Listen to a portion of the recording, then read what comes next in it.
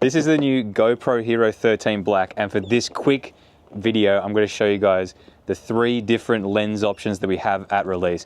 We don't have the anamorphic lens yet, but we do have 3 others, so let's check this out. So putting these lens mods on has actually never been easier.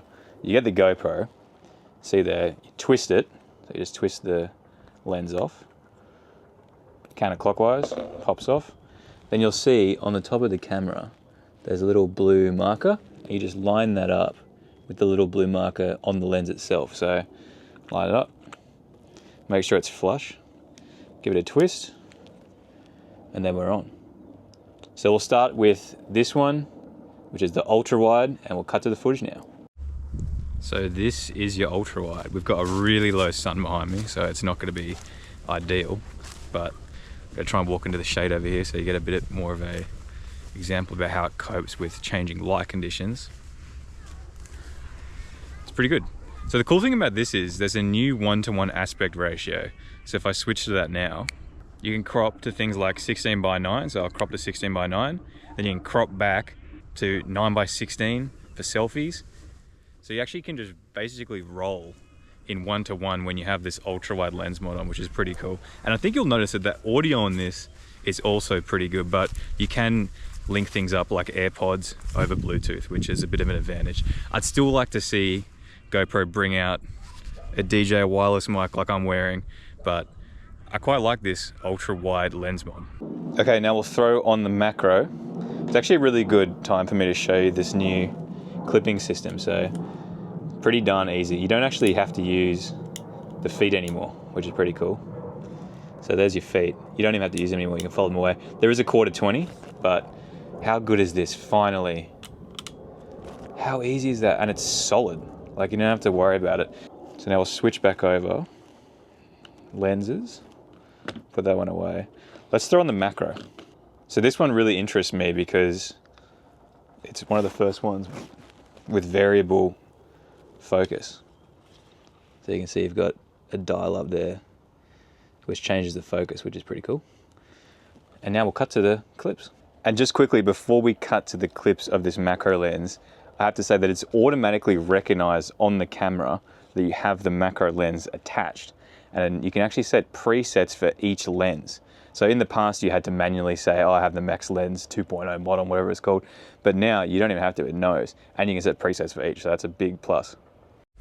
So we're back on the GoPro with the macro lens attached. I have to say, they're actually quite smart because there's a little illustration on top of the variable focus that tells you, like, if you're a human, turn it this way. If you're trying to shoot a flower, turn the other way. So unfortunately, it's been very cold in Australia, so there's pretty much no flowers, but I have found one. A little bit of purple here. Oh, this will work. I'll turn the GoPro around and then I'll change the focus. So check this out. So there's my flower. And then if I switch hands, boom. Wow, that works so well. I have to say this is probably the first time I've actually used this, but man, look at that. Wow. I didn't ever think we'd actually get footage like that on a GoPro. I've never even thought about using a GoPro to shoot things like that in the past, but maybe now's the time. Look at this, I'll get another one. Let me just turn it. Struggling a little bit there, but it's pretty good. Yeah, I'm super happy with that. Some of the clips they showed online that people were using this to sort of hang it off a mount, off a vehicle, and get ultra slow motion, high FPS videos with it too, which is pretty cool. Now I'll jump back into my bag of tricks here and we'll chuck on an ND. Oh, so they give you a cover. So you get a little lens cover, so you can pretty much permanently attach these, which is quite cool. They're about the same size as the regular GoPro lens. Yeah, so there's one of them. They're just a bunch of them, and it actually tells you when you connect it which one to use, which is pretty cool. So we're not doing anything crazy. We'll just chuck on the ND4, line up the blue marks.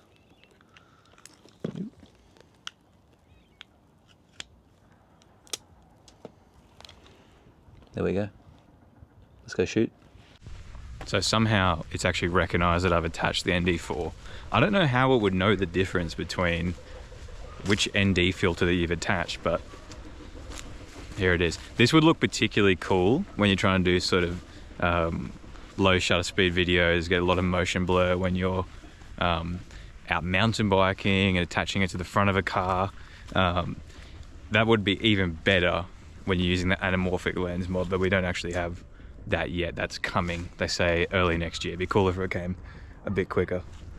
But yeah, it's pretty much exactly the same as the stock standard lens. It's attached itself, it's changed the shutter speed, and if we were moving really quickly, you get great motion blur, but I'm walking around with a camera in a park looking like a bit of an idiot. So there's your ND filters. And I may have just realized that I didn't show anyone what the regular lens looks like. So this is your standard lens. This is set to HDR on. We're in wide 4K 30. And we're walking towards the sun. So you can see a little bit of reflection on my face, but honestly, I think the colors on this GoPro 13 Black Hero 13 are pretty darn good. And you guys can tell me what the mic quality sounds like. And as you can see, the sun's starting to set behind me, so it is getting like a little bit darker. It's going to be testing out this sensor a little bit more, but yeah, it's pretty good.